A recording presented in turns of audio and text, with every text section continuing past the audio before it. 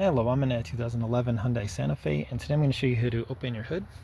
So first, from the driver's side here, you're going to look down. You should see a lever like this with a little tension that we're going to pull. That pop was the safety release. You probably can't see it, but behind this plastic there should be like a little cord with some tension.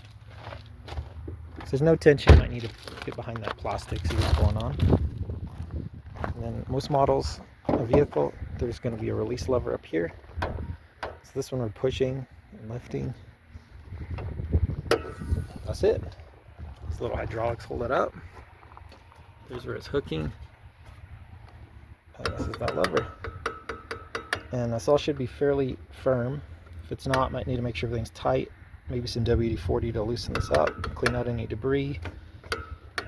Make sure your hood's in proper alignment. If it's a little off alignment, you might have issues closing and opening from that. That's it. Hope that's helpful. Hope you have a great day.